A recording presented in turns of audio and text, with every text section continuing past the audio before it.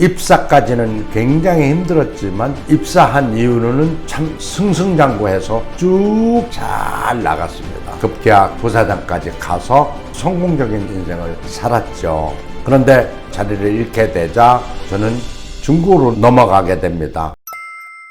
여러분 안녕하십니까? 모티베이터 조수환입니다. 오늘은 제가 중국에서의 경험을 말씀드리고자 합니다. 참으로 제 인생에서 매우 값진 체험이었어요. 그리고 어찌 보면 한국에서는 제가 손은 잃었지만 입사까지는 굉장히 힘들었지만 입사한 이후로는 참 승승장구해서 쭉 잘 나갔습니다. 다국적 기업으로 다니면서 정말 많은 체험을 했고 급기야 KTF에서 마케팅 전략실장으로 가면서 부사장까지 가서 쭉 성공적인 인생을 살았죠. 그런데 KTF가 합병되면서 자리를 잃게 되자 저는 중국으로 넘어가게 됩니다. 그 중국으로 넘어가는 그 과정이 지금도 머릿속에 생생히 주마등처럼 스쳐가는데 그 얘기를 좀 들려드리려고 합니다. 어느 날 연락이 왔어요. 이완성 세라젬 그룹의 회장님으로부터. 이완성 회장님은 의료기기로 특히나 중국에서 돈을 많이 버셨어요. 의료기기가 실질적으로 굉장히 우리 몸의 온도를 높이는 거라서 효과가 매우 질병에 좋았고 또 그 좋은 효과를 본 사람들은 자꾸 연결해가지고 세라젬 의료기기를 찾아서 체험을 했던 거죠. 그래서 체험형 마케팅으로 대성공하신 분인데 전 세계 똑같은 방법으로 72개국이나 진출을 했던 겁니다. 그러니까 말을 못해도 그쪽 나라의 통역관을 쓰면서 72개국에 나가서 대성공을 했는데 그 중에서도 중국에서 대성공을 했습니다. 그래가지고 중국에서 합법적으로 많은 돈을 가져올 수가 있었고 그런 나이스한 체험을 하다 보니까 이완성 회장님은 중국에서 화장품을 하면 아주 큰 성공을 하겠다는 생각을 했어요. 문제는 누가 지휘봉을 잡고 그야말로 컨닥을 할 거냐, 이 컨닥터, 그야말로 오케스트라의 지휘자를 찾는 거였습니다. 그런데 마침 제가 KTF에서 부사장으로 나온다는 소리를 듣고 저를 만나서 골프를 하게 되고 밥 먹으면서 저한테 도와달라 라는 말씀을 하셨어요. 나는 그때 도와달라는 말씀이 무슨 뜻인지는 몰랐는데 중국을 갔으면 좋겠다는 뜻인지를 나중에 알았습니다. 그래서 결론, 중국을 가겠다고 마음을 먹었어요. 왜냐면 그때 2010년도만 해도 중국이 미래의 시장, 꿈의 시장 이렇게 언급들을 하고 있었지만 정작 중국 가서 성공했다는 사람들은 거의 없었습니다. 그저 소수만 있었을 뿐이죠. 세라젬 포함해가지고. 그래서 저는 굉장히 자극적이었습니다. 어떻게 진입할까? 진입 전략을 나름 이제 짜는데 그런 생각을 했습니다. 한국에는 이 화장품 회사들이 이미 죽은 회사들이 굉장히 많다. 죽은 회사들은 재고를 많이 가져가게 될 것이고 죽었기 때문에 재고를 팔려고 할 것이다. 그런데 그 중에서도 중국의 위생 허가를 받아놓은 업체가 있으면 그 회사를 싼 값에 사면 되겠다는 생각을 했는데 찾아보니까 굉장히 많았어요. 생각보다도 엄청나게 많았어요. 그 중에서 가장 싸고 위생 허가를 받고 가치가 있는 브랜드를 가진 회사를 5억 주고 샀습니다. 지금 생각하면 참 그 5억 주고 산 게 정말 소중하게 저한테 역할을 했는데요. 싸게 사가지고 그 제품을 가지고 중국으로 넘어가서 이제 테스트 마케팅 겸해서 중국을 알기 시작합니다. 근데 벽이 아주 엄청나게 많아요. 근데 그거를 극복하는 과정이 너무너무 재밌어서 생생하게 정말 얘기를 좀 해주고 싶어요. 처음에 중국 가니까요. 언어도 모르지요. 사람도 없지요. 제품도 한국에서 가지고 올라가야 하니 수입을 해야 하죠. 굉장히 또 수입 절차가 까다롭지요. 아주 보통 사업하기 힘든 게 아니었습니다.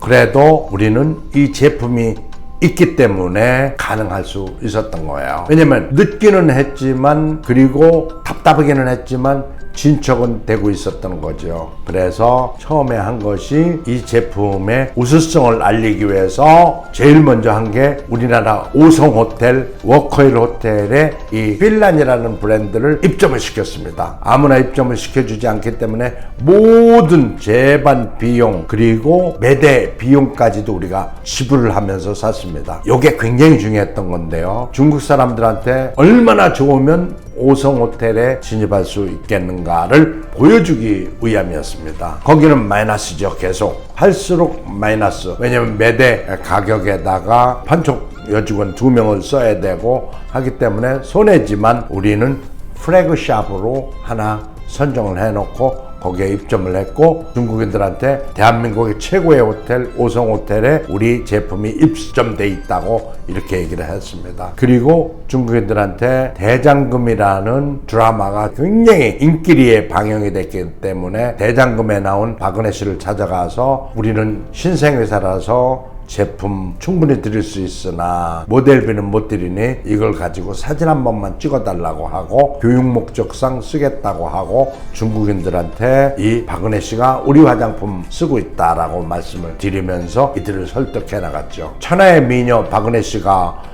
이 화장품을 쓴다는, 더군다나 대장금에 나온 스타가 이 화장품을 쓴다는 거에 굉장히 신뢰를 갖고 있었습니다. 그리고 저는 이미 한국에서 나간 아침마당 2번 나간 것을 자막을 써가지고 올려주면서 한국에서는 유명한 사장인데 여기 중국에 그야말로 기회의 땅, 희망의 땅으로 왔노라고 올려줌으로 또 CEO에 대한 신뢰를 확보하게 됩니다. 자, 제품에 대한 신뢰가 있지요. 사람에 대한 신뢰가 있지요. 그 다음에는 뭡니까? 이제는 그들의 입에서 입으로 구전 효과를 가져오면 됩니다. 그래서 각 성마다 중요한 사람 한 명씩을 스카우트했죠. 그들한테 충분한 월급을 주면서 우리가 핵심 근거지로 삼은 거죠. 그리고 그들을 통해서 중국인이 중국인을 소개하고 중국인이 내 얘기를 하게 하고 내 책 모티베이터 그 책을 사인해 주면서 이렇게 관계를 등록했죠. 그랬더니만 생각 밖으로 빠른 속도로 진입해요. 근데 문제는 직원들입니다. 직원들이 없어요. 직원들이 있다고 할지라도 뭐 조선족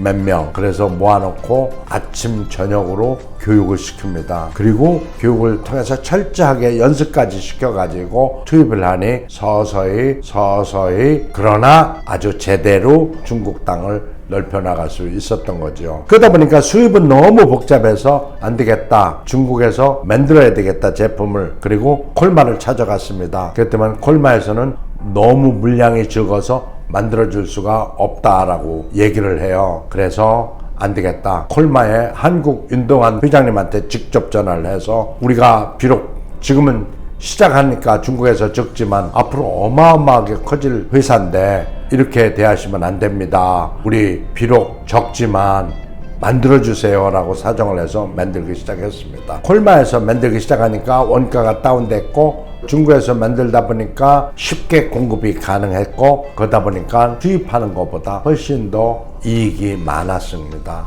이익이 많다 보니까 자동 직원들과 대리점 확보가 쉬웠던 거죠. 그리고 아이템 수도 서서히 늘어났던 거죠. 근데 재밌는 에피소드가 세라젬이라는 회사 네임이 이미 그 중국인이 등록해서 오너가 중국인으로 되어 있는 겁니다. 그래서 가서 팔으라고 그랬더만 수억을 달라는 거예요. 어차피 회사 네임은 우리 그룹 회사 네임이니까 화장품 브랜드로만 못 쓸 뿐 쓸 수 있으니까 그냥 안 사고 말았습니다. 그런데 재밌는 것은 한국의 유명 브랜드들이 거의 중국 사람들이 다 등록해서 자기들이 브랜드 오너라는 거예요. 깜짝 놀랐습니다. 뭐 솔빙도 그렇고요.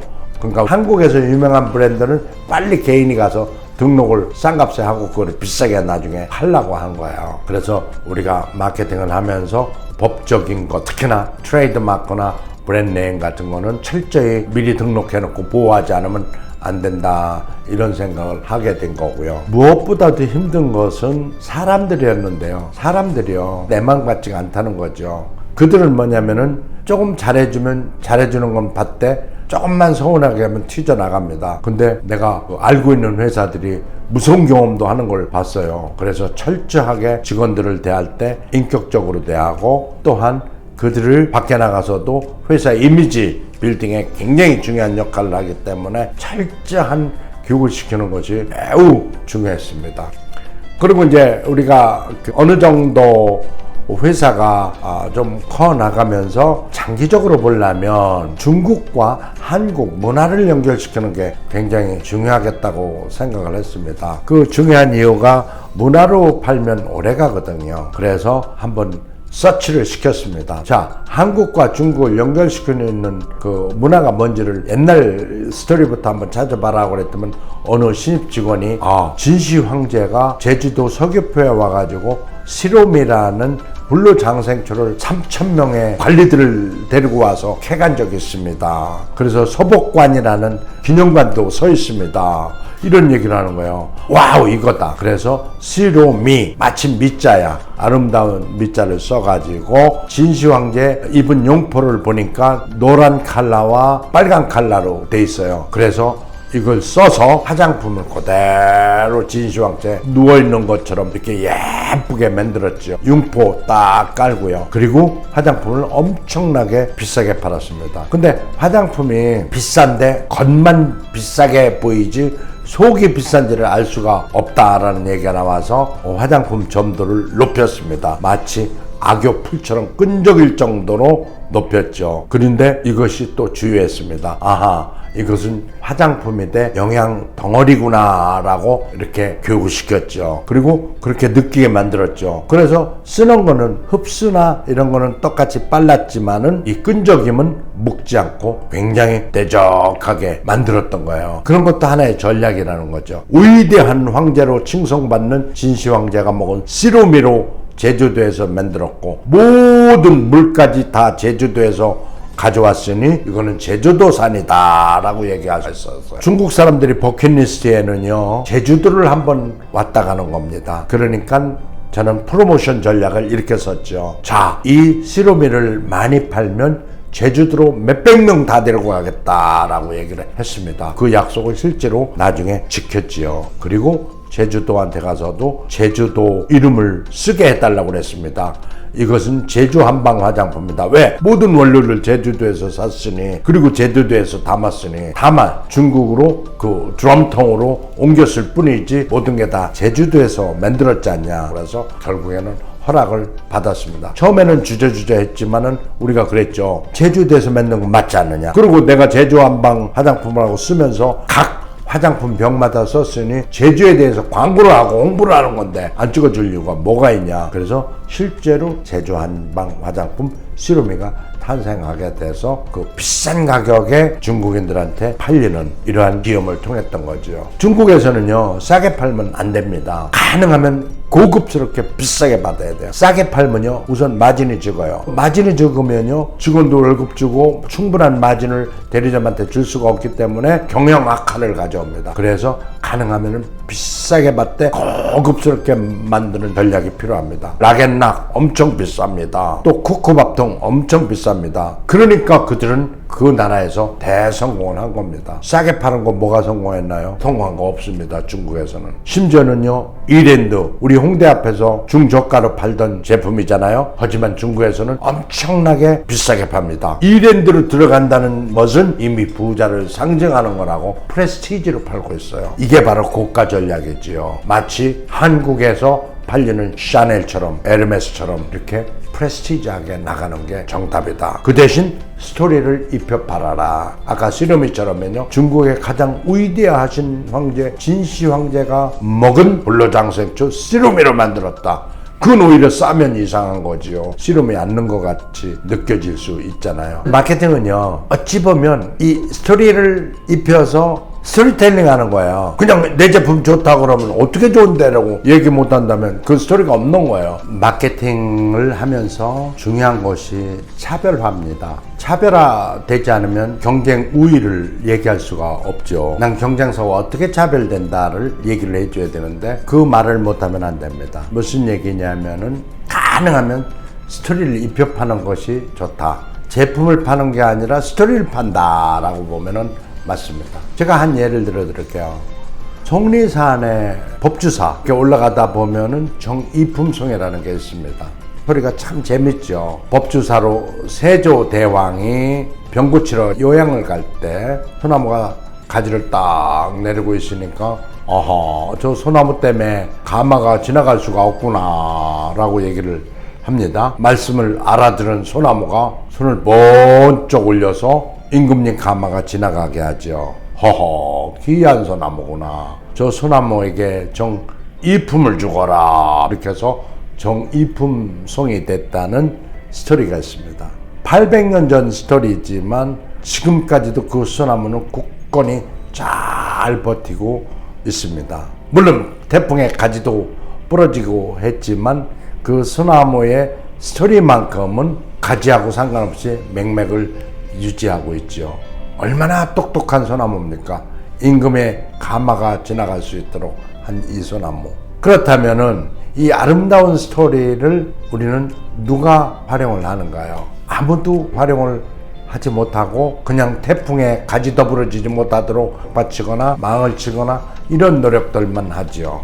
그러나 어느 제품에 이 DNA를 넣어서 스토리텔링을 하면 자동 세계화가 되는 거죠. 그래서 저는 아이디어를 어떻게 냈냐면 이 소나무를 DNA를 채취해서 줄기세포 화장품을 만들자. 깨끗한 식물성 줄기세포 화장품. 그것도 가장 스마트한 줄기세포 화장품. 얼마나 멋있어요. 그러면 이 화장품은 얼마나 고급스럽겠습니까? 모양도 가장 고급스럽게, 그리고 안에도 정말 고급스럽게, 그렇게 해서 중국에서 가장 비싸게 대졸 초봉 한 달치 월급을 받을 정도로 비싸게 팔았습니다.